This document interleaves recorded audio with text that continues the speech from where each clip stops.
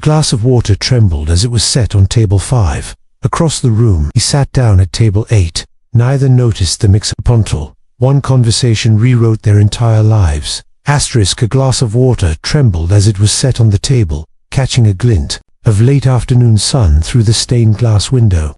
The cafe was tucked into a quiet corner of the city, one of those rare places that smelled like warm bread and second chances. Jazz hummed from the old speakers, soft and nostalgic, and the waitress smiled politely as she adjusted the cutlery at table 8. Brandon Cole walked in exactly 2 minutes early. He always arrived early. It gave him a sense of control. He was dressed simply, not a single label showing. His dark coat still dusted with the light snow that had started falling on the city that morning. There was nothing flashy about him, nothing that hinted at the fortune he'd built before turning 30. Most wouldn't recognize him, and he preferred it that way. He scanned the room, the way a man does when he's looking for something but hasn't admitted what. Then he walked toward a table where a woman sat alone with a worn sketchbook open in front of her, tracing lines with a pencil that looked like it had been sharpened to the bone. She didn't look up at first. Her hair was tucked beneath a knitted cap, and her jacket bore signs of careful tiny stitched patches that suggested a person who salvaged rather than replaced. She wasn't the kind of woman Brandon had expected to meet on a blind date, but something about the way she held her pencil, like it was the only thing that could keep her together, made him hesitate before speaking. "Hi," he said, uncertain. "Are you Rachel?" She blinked, startled. Her eyes were the color of winter rain, soft but deep. "Oh no, I'm not waiting for anyone." There was a beat of awkward silence. Brandon nearly apologized and turned around nearly, but something in her expression, a flicker of tired amusement or maybe curiosity, made him stay. "Well, neither am I," he said, and smiled. "Mind if I sit here for a bit?" She hesitated, then nodded, brushing pencil shavings off the corner of the table. "Sure, but I draw a lot when I'm nervous. Just a warning." He sat down, folding his hands loosely. "Then, I'll try not to make you nervous." She chuckled, a real, unexpected sound that made Brandon relax. Her name, he soon learned, was Lena Hart. She illustrated children's books freelance, worked part-time at a bookstore, and dreamed of one day opening her own gallery filled with stories that had never been told. He told her he worked in software, vaguely, left out the part about the acquisitions, the media features, the high-rise office he barely visited anymore. He didn't know why. Maybe because, for the first time in years, someone was looking at him like he wasn't a name in Forbes or a face on a conference banner. Minutes slipped into an hour. Their tea grew cold.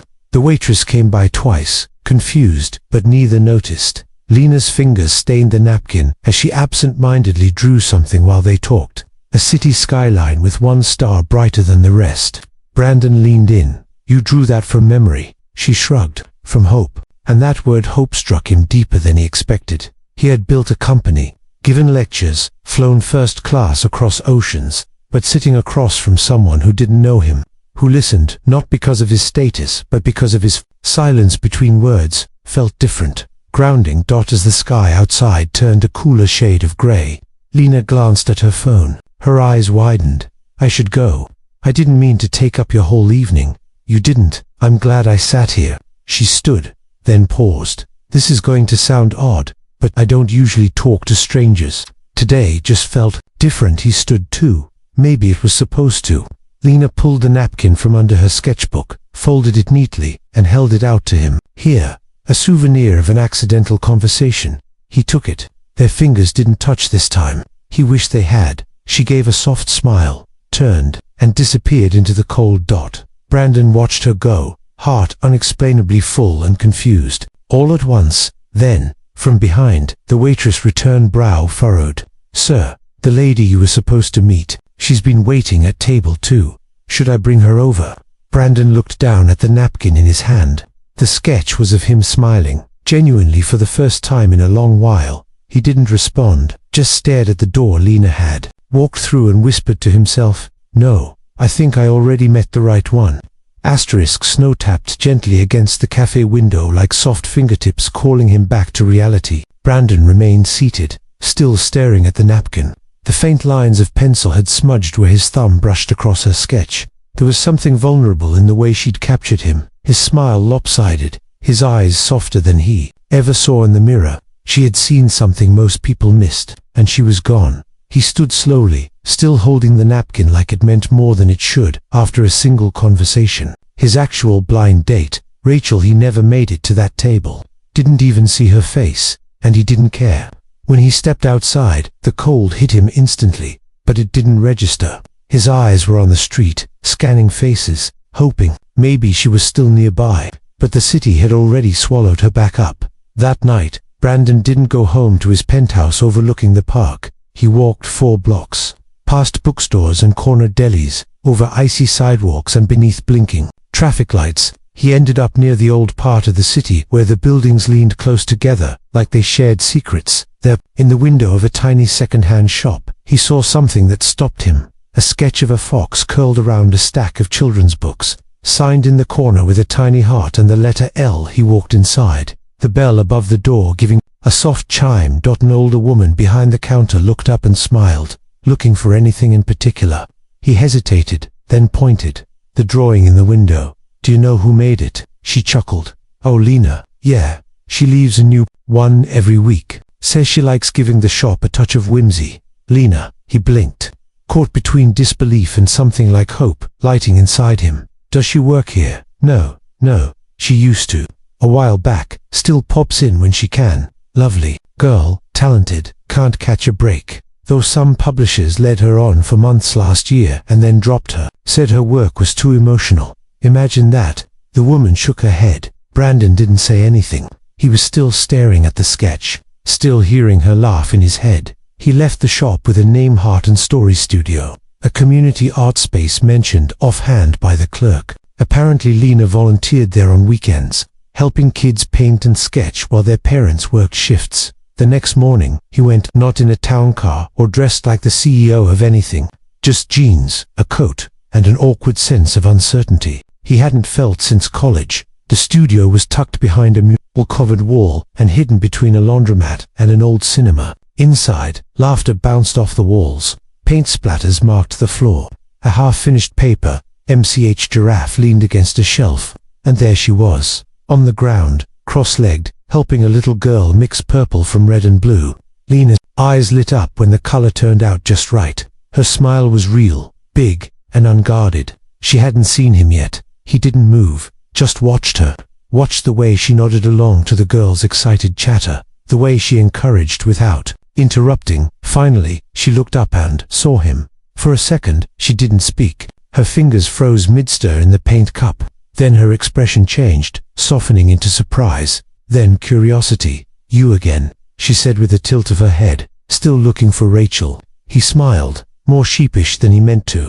No, I think I got really lucky with a mistake. Lena blinked. Did you follow me? I followed your drawing. He held up his phone. He'd taken a picture of the fox sketch in the shop window. I had to see if it was really you. She stood, brushing glitter from her knees. That's a new kind of line. I'll give you points for creativity. I'm not trying to impress you, he said honestly. I just couldn't stop thinking about you, about our conversation. You saw me, not the press releases, not the persona, just me. Her face changed then, not exactly a smile, but not cold either. And you didn't run away when I said I wasn't your date, she said softly. I stayed because for the first time in a long time, I wanted to. Lena crossed her arms. Look, Brandon, I don't know what this is. I'm not really in a place for distractions. Rent's due, my heater's broken, the bookstore cut my hours, and I have 3 unfinished commissions I can barely focus on. He nodded, stepping closer but not too close. I'm not here to fix your life, or complicate it, but I'd like to know you, if you'll let me. Something in her gaze shifted. Again she studied him, quiet and unreadable, then finally said, Tell you what, we're short 1 volunteer today. If you can survive a morning of glitter, juice boxes, and finger paint, you earn a second conversation. He grinned, challenge accepted, and so he stayed. He got paint in his hair, glitter on his sleeves. A 5-year-old tried to name him Mr. Banana Pants, and the name stuck for the rest of the morning. He laughed more than he had in months, and Lena watched him, not just his charm or his attempt at fitting in, but how he listened to the kids, how he crouched down to their level, how he asked the shy ones about their drawings. When the last child was picked up, and the cleanup began. Lena handed him a towel and said, "You did all right." He wiped a smear of yellow off his cheek. "So, about that second conversation." She paused, thinking, then handed him a blank sheet of sketch paper. "Next time, bring coffee, and draw something. Doesn't matter what." He looked at the paper. "What if I can't draw?" She smiled, teasing this time. "Then draw something honest." And just like that, the mistake at the wrong table began to look more and more like something meant to be. The paper stayed on his kitchen counter for 2 days. Brandon had picked it up every morning since she gave it to him, stared at its blankness, then set it back down beside his untouched espresso machine and bowls that hadn't moved since his last meal out. The irony wasn't lost on him. He could design a billion-dollar app, close a global deal in under an hour, but give him one sheet of paper and a request to draw something honest, and he was paralyzed. On the third morning, he sat at the counter, sipping coffee from a chipped mug he hadn't used in years. His penthouse, usually silent and sterile, felt strangely louder in its stillness. That paper kept asking him a question he wasn't sure he could answer. Finally, he picked up a pen. His hand hovered over the page, and instead of drawing what he thought she wanted, he began to draw what he remembered. Not buildings or blueprints, or anything resembling his sleek tech world. Just a bench in a quiet park. A pair of shoes he never wore out anymore. A tiny fox curled beneath a tree. The pen moved slowly at first, then faster. When he was done, he stared at it. It wasn't good at least not in the artistic sense, but it was real. Maybe that's what she meant. Later that afternoon, he returned to the studio with 2 coffees and his folded drawing tucked into a book he used to read as a kid. Lena was already there, sleeves rolled up, showing a young boy how to shade a turtle shell. She looked up when she saw him. No surprise in her face this time, just something quieter, like she'd been expecting him all along. "Tell me you didn't spill this one," she said, taking the coffee with a nod of thanks. "Nope, even added sugar this time." He grinned and held out the folded paper. Lena opened it, tilted her head, and smiled slowly. "You remembered the fox." "I remembered how I felt that night," he replied, calm, seen, like I didn't have to impress anyone. She studied it more closely, her fingers tracing the tiny lines he'd made on the bench. "I like it," she said finally. "You didn't draw what you thought you should. You drew what was true." There was silence for a moment, the comfortable kind. Then, from the far end of the room, a voice called out, "Mr. Banana Pants, you're back." Brandon laughed, waving at the little girl with pigtails and glitter in her eyebrows. "Apparently, I'm famous now." Lena shook her head with a soft laugh. "That name is never going away." Later, after the kids left and the tables were wiped down, Lena walked him to the door. "You know, I almost didn't go to that cafe," she said quietly. "I wasn't in the mood for people. My portfolio got rejected again that morning. I was going to stay home, but I needed warmth, and maybe I needed to believe something surprising could still happen." Brandon looked at her then. No walls, no mask. What if this is the surprising thing? She didn't reply right away. Then, in a voice barely louder than the wind outside, she said, "Then let's not rush it. Let it surprise us slowly." He nodded. "Okay." Slowly. As she turned to go back inside, he called out, "Hey Lena." She turned, hand still on the door. "Next time, I'd like to see more of your drawings, not just what you leave in windows." She gave a half smile. "Next time, bring more paper." And the door closed softly behind her. That night, Brandon couldn't sleep, not because of stress or work or late emails, but because something inside him had shifted. For the first time in years, he was waking up to the life he'd forgotten he wanted. He didn't know where it was going or what it meant. But he knew one thing for certain: he hadn't sat at the wrong table that night, not even close. The following Saturday began with rain. Not the soft kind that made the city look romantic, but the loud, persistent kind that turned sidewalks into rivers and soaked through coats in minutes. Brandon stood outside, Heart and Story studio, holding 2 cups of coffee beneath his umbrella, staring at the door. He wasn't sure if she'd be there. He wasn't sure what he'd say if she was. A part of him kept wondering if he was imagining it, all this strange gravity between 2 people from entirely different worlds. But the other part, the one that had drawn a fox and remembered her laugh long after leaving the cafe, knew it was real. The door opened before he could knock. "You look like a lost tourist," Lena said, smiling, her curls damp around her face. "I brought coffee," Brandon said, lifting the cups, "and a dry shirt under this, learned from last week." She stepped aside, and he entered. The studio was quieter than usual. A few kids huddled around the art tables, mostly older ones today, sketching, painting, absorbed in their work. "Storm chased away the little ones," she explained, "but it gave me time to work on something." She motioned him to the back room, where supplies were stacked and a few easels leaned against the walls. There, propped on a stool, was a sketchbook open to a half-finished drawing. It wasn't like her others, whimsical or brightly colored. This one was raw. A city skyline blurred by rain, a figure standing on a balcony, faceless but weary, staring out. "It's not done," she said, watching his expression. He took a step closer. "It's heavy, but it feels honest." She looked away, then back. "I used to draw only happy things. People liked that, but that wasn't all I felt. Some days, the world doesn't sparkle. Some days, you have to make peace with the gray." Brandon nodded slowly. "You don't have to hide those parts. Not with me."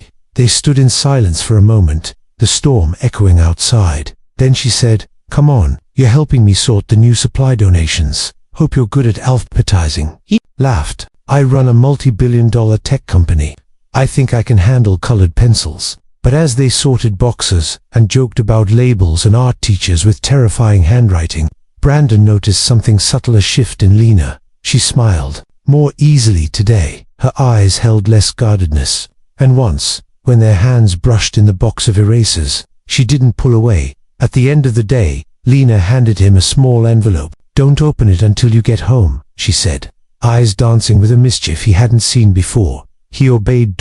Hours later, after a long shower and dinner from a place that didn't charge 5 figures for a bottle of wine, Brandon sat on his couch and opened the envelope. Inside was a drawing.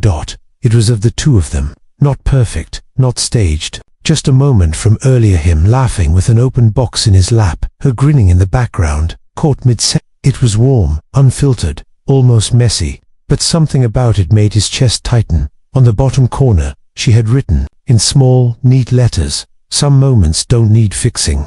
They just need to be noticed." He read it again, and again. He didn't know what they were yet. Friends, something more, something still becoming. But for the first time in years, Brandon Harlow wasn't thinking 10 steps ahead. He was here, in the moment, noticing. The next day, he called his assistant and cancelled his Monday meetings. He didn't say why, but he knew he needed time, not for business, but for something far rarer, something real.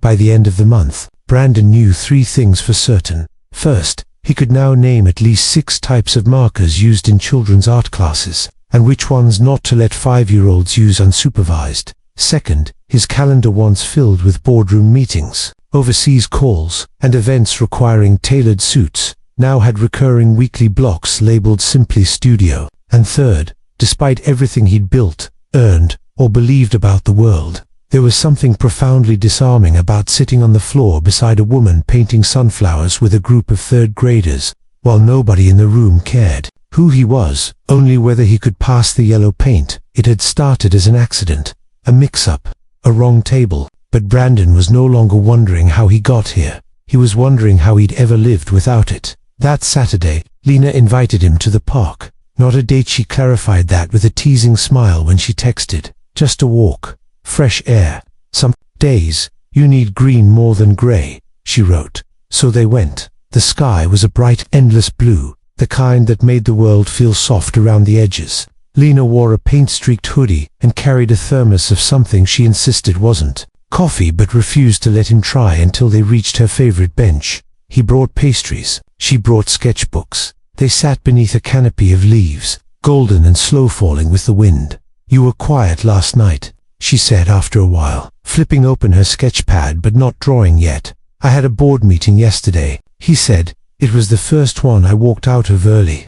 She glanced sideways. "Why?" "Because someone was talking about metrics, and all I could think about was how many shades of blue I've seen in your paintings." Lena didn't smile right away. Instead, she closed her sketchpad and looked at him like she was seeing more. Then he said, "Brandon, you know I like you, right?" He blinked. "I was hoping so." She laughed, soft and a little nervous. But I also know where this can get complicated. Your world, it's big, fast, public. I'm not built for flashbulbs and articles. I draw, I teach, I get overwhelmed at grocery stores." He nodded, slowly, "And I delete interviews, avoid the spotlight when I can. I built a world where I could stay hidden, even while being watched. But the thing is, Lena," he turned toward her, "you're the first thing that's made me want to be seen again. Not for headlines, just for you." She looked down at her hands, then back up. "I've spent a long time thinking I wasn't enough," she whispered. "That I had to earn every good thing. That maybe love wasn't something people like me got without conditions." Brandon reached out, gently taking her hand. "I spent years thinking the same. Different reasons, same loneliness." They sat in silence after that, but it wasn't empty. It was full, the kind of quiet you trusted as the sun dipped lower. She finally handed him her sketch pad. "Here," she said, "I made this after our first walk." He flipped it open. It was him, not in a suit, not as a billionaire, just Brandon, laughing, messy hair, sleeves rolled up, trying to juggle 2 juice boxes while a toddler clung to his leg. "You saw me," he said, voice lower than he meant. "I always did," she said, "even before I knew who you were." The breeze picked up, carrying leaves across their shoes. Brandon didn't know what came next. Labels, timelines, answers. But he knew something had begun. Something that couldn't be bought or scheduled or optimized. Something growing slowly, like art on blank paper. A truth unfolding, one sketch at a time. 3 months later, Brandon stood in front of a canvas and didn't flinch. The gallery was quiet, not silent. There were murmurs, footsteps, the soft hum of string music from the speakers tucked discreetly into corners. But for him, it felt like standing in the eye of a storm. All the chaos that had once run his life, deadlines, shareholders, reporters, pressure to be perfect, none of it could touch him here, because this wasn't his world, it was hers, and he had chosen to step into it. Lena's art exhibit had opened that evening, in a small but charming gallery on the Lower East Side, sponsored anonymously. Though anyone with half a clue could have traced it back to him, this was the first time her work had been displayed outside the community center walls. He remembered the conversation. "I'm not ready," she had said, chewing on the cap of a marker. "What if no one shows up?" "They will. What if they don't get it? My stuff doesn't look like gallery art. It's messy and emotional and weird." "Exactly," he'd replied. "That's why it matters." Now, as guests walked slowly from one frame to the next, pausing at scenes of city streets, children's hands, moments frozen in pencil and ink, Lena stood near the far wall in a black dress with a paint-stained apron still tied around her waist. She hadn't meant to wear it, but nerves had kicked in, and it was her comfort layer. Brandon thought she looked like she'd stepped straight out of one of her own sketches, vivid, layered, and utterly real. When she finally spotted him across the room, her smile broke through the tension like dawn. He crossed the gallery floor slowly, giving a small nod to a couple whispering over one of her pieces. "Did you see the one with the fox again?" someone murmured. "It's like a story I didn't know I remembered." Another said. Brandon stopped beside Lena and offered her a glass of water. "Your work is wrecking people in the best way possible." She laughed, grateful. "You're sure I shouldn't have just stuck with sidewalk art and glitter glue? Too late. You're changing lives now." She touched his arm, grounding herself. "I still can't believe it." He looked around, then back at her. "I can. I always could." Later, when the crowd thinned and the lights dimmed, Lena walked him to the farthest wall. A painting hung there larger than the rest. It was newer. He hadn't seen it before. "This is the one I almost didn't put up," she said. He stepped closer. It was them, not in a romanticized, dreamy sort of way, but in fragments, sketches and washes of color. Her hand extended toward his expression, focused but soft. Behind them, an empty cafe table, 2 sketchbooks on the floor, and a single paper coffee cup tipped sideways. The sidewalk bled into watercolored trees. Snowflakes dotted the sky in small, imperfect dots. Brandon stared, unable to speak. "I painted it the week after we met," she said. "Didn't even know your last name yet. But I knew something had shifted." He turned to her slowly. "Why did you almost leave it out?" She hesitated. "Because it felt too personal. Like giving the world a piece I wasn't ready to explain." He nodded, quietly. "I'm glad you didn't hide it," he said. "Because this is the moment." everything changed. Lena stepped closer, voice barely above a whisper. "You're not the same man I met that night." "No," Brandon said. "I'm more myself now than I've ever been because of you." There was no music then, no audience watching, no cameras or headlines, just the soft hum of lights above them and the quiet certainty that this was real, not the fairy tale version, not the polished, dramatic ending, just two people from different places, choosing to grow something honest between them, a wrong table, a right connection, a love that didn't care about backgrounds or bank accounts, only truth, only heart, only the life they were still learning to draw together. And in the center of it all, one simple truth Brandon finally understood. Sometimes the best things in life aren't built or bought, they're stumbled into, when you least expect it, at the wrong table.